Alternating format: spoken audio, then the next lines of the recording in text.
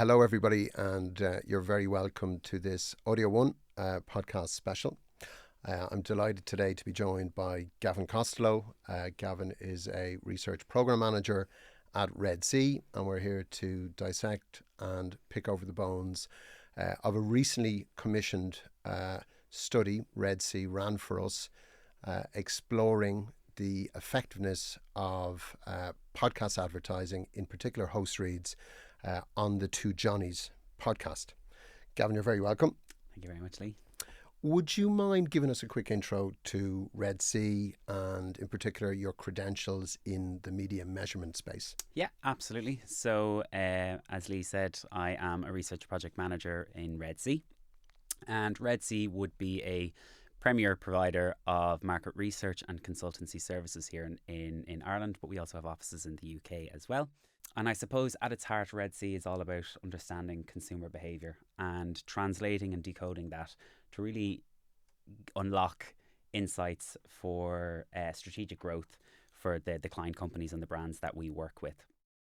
Well, look, I mean, what we were interested in when commissioning Red C was we wanted to understand the listenership at its most basic, the podcast listenership for the Two Johnnies pod, which is one of the most, or if not the most popular podcast in Ireland. It was awarded by Spotify the most popular podcast in Ireland, having sat in number one position for 52 consecutive weeks in 2025, which is pretty amazing. So we wanted to understand the composition of listeners, of its listener base. But we also were very interested in measuring recall to host reads on the Two Johnnies podcast. And critically, we were interested in the endorsement effect. So the effect of endorsement by Johnny B and Johnny Smacks on the commercial partner brands that were running in the show, especially those brands that were running over an extended period of time. Gavin, do you mind just talking to us a little bit about the structure of the survey? I know, for example, we used your omnibus panel red line and also the questions that you found were going to give us the results, not the results we wanted, but we're going to ask the questions to give us meaningful results in the areas I've already outlined. Yeah, of course. So as you mentioned there, in terms of the research approach that we adopted or that we employed for this particular project, we utilised our Red Line Omnibus. And that draws from our Red C panel, which is fully owned by ourselves, so for our own exclusive use. But that is that comprises of roughly 45,000 panelists, and that makes it one of, if not the largest panel here in Ireland. And what the Red Line allows us to do, so it's an online approach, and what it allows us to do is to reach a NAT rep, or a nationally representative sample, of the Irish population aged 18 plus here in Ireland. We, I suppose, in terms of the overall sample, any project that we utilise the Red Line Omnibus for, we achieve a sample of 1,000, which is very robust, and it adds that credibility to the research the findings that we have. But I suppose quite a bit of thought went into the actual structure for this particular project, and I suppose the first thing that we had to consider was the reach or the penetration of listenership of the Two Johnnies on our panel. So in order to ensure that we had enough cut through on our panel, we conducted essentially a scoping exercise. And what we did was we just simply tested just a simple question ascertaining listenership to ensure that we had a robust enough sample at an overall level, so those who ever listen, but also given the fact that we wanted to look at it or cut the data by weekly and monthly listenership as well, and we wanted to ensure that we had sufficient sample and sufficient numbers in order to do that. So once that was achieved and we were happy that we had sufficient numbers, that's when we began our tracking. And in terms of the actual questions, they were very straightforward, very simple, but effective in nature. So again, we, as I mentioned, we obviously continue to track that listenership element. But in terms of the key kind of measures, that was all about, as you mentioned before, their ad recall. So in terms of, the list of the following brands, which of these brands do you recall being endorsed by the two Johnnies on their podcast? And then finally, the impact of endorsement of the two Johnnies on the podcast on likelihood to purchase. So simple, straightforward, but very highly effective in that nature. And I think what was really important for us is there's a myriad of publisher studies out there. So media owners running their own publisher studies, and sometimes they lack the rigor and that national representative nature that's required, and that you can only get from an independent third-party research company that can give it that stamp of approval. So we were fortunate in a sense that the two Johnnies is just operating at a scale that allowed us to use a 1,000 strong panel and have results that were statistically meaningful, robust and reliable. We talked about the kind of questions that we asked, and as I said, the purpose for us in commissioning the research was to give brand advertisers confidence in the show, but in particular in the format. And as you'll know, host reads are different to spot reads. Host reads involve the talent on a show interpreting a brief in their own natural tone of voice, and it kind of sounds quite seamless and natural and authentic. And there's a lot of value that we feel naturally accrues to that type of commercial treatment, if you like. So I'm delighted to announce or reveal some of the key findings here. Firstly, we had asked people on the 1,000 strong panel just how many of them listened to the show. And what we did is we also selected a basket of 9 other shows, and we were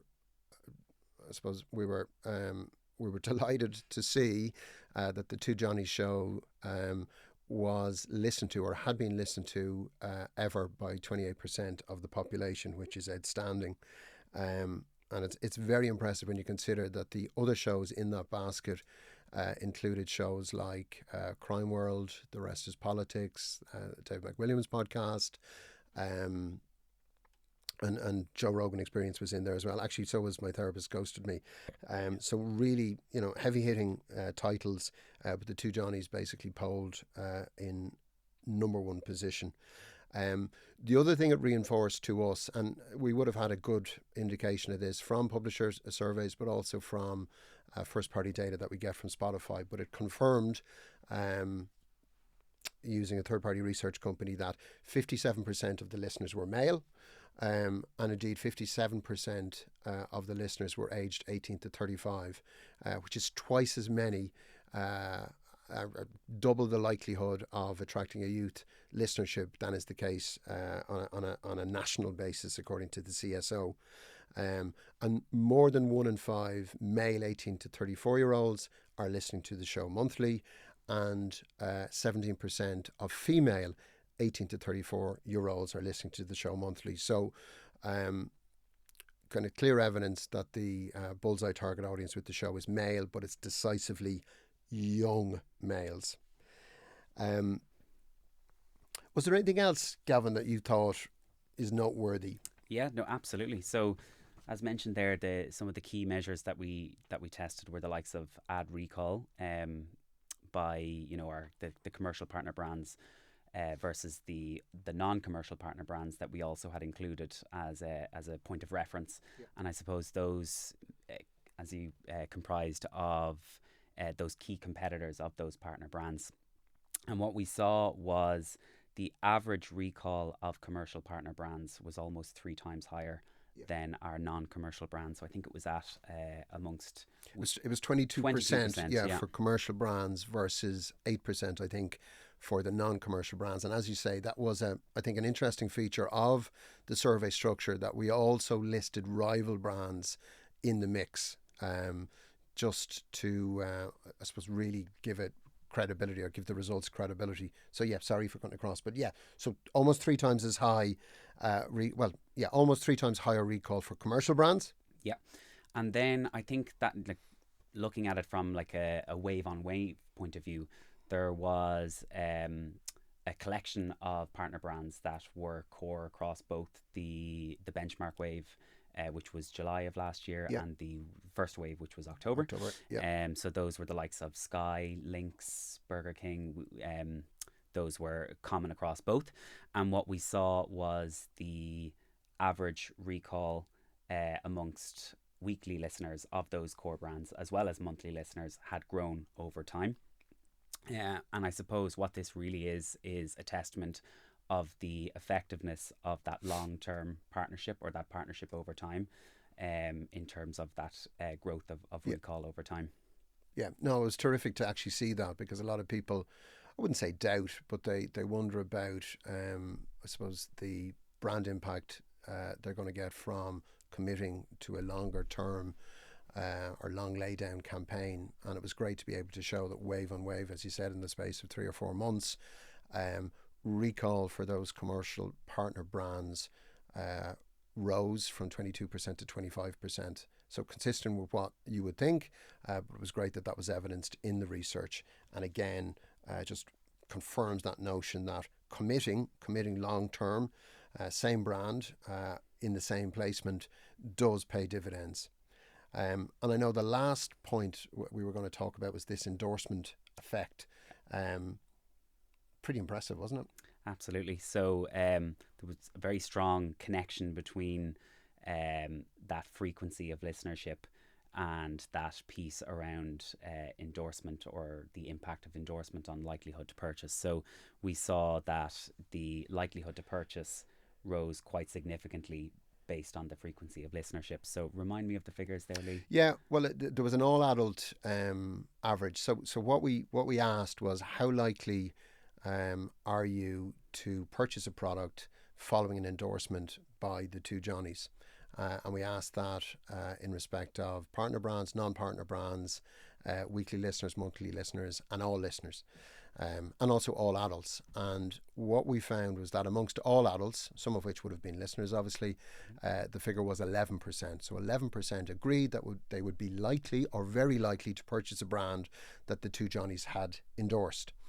When you look at weekly listeners, that figure absolutely catapulted, and it was 42% of weekly listeners agreed with the statement that they were likely or very likely to purchase a brand that the two Johnnies recommended. And it was something we sensed, but it was great to actually unlock some research to prove that point. And the point it proves is that the two Johnnies are a very potent source of influence, which goes back to the point you made earlier, is that derives from this incredible resonance, connection, affinity that people, and particularly regular listeners of the show, feel for the show, its format, but critically its two presenters. So that was incredibly heartening for us. So where do we go from here? Well, in terms of the next steps, I think we are anticipating to be back in field for our second wave, or our wave 2. That's this coming April, I believe. Yep, great. And I suppose the ultimate goal of that is to track and to monitor the partnership among partner brands and the two Johnnies, and how that evolves over time, and the implications, I suppose, for those commercial partner brands. But as I think I mentioned earlier on about how the current results, particularly around that ad recall amongst those core brands that were tested in both waves, and that positive impact of that long-term association, and the benefits of sticking around over time. And that's something that we see in marketing and advertising, in terms of that long-term brand building effect. We'll see brands that have a really strong performing asset, and they're reusing that asset and reinforcing that brand recognition and that brand messaging over time. Brilliant. Well, look, I hope you find, by the way, if you want to find the full unabridged study, you'll find that on the AudioOne website under latest news, so please go and check that out. We're delighted with this research. We think it helps the industry.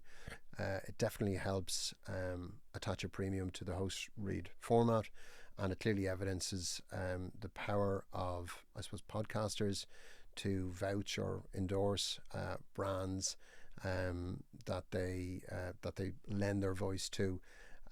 So look, for further information, get in touch with me, visit the website, and for all your media, there's a plug now for Gavin here, for all your media measurement needs, go to Red C. go to Red C. Okay, well look, Gavin, thank you so much again for your time. Thanks very much, really enjoyed working with you on this project, and make sure to look out for the next AudioOne podcast coming to you sometime soon. Thank you all.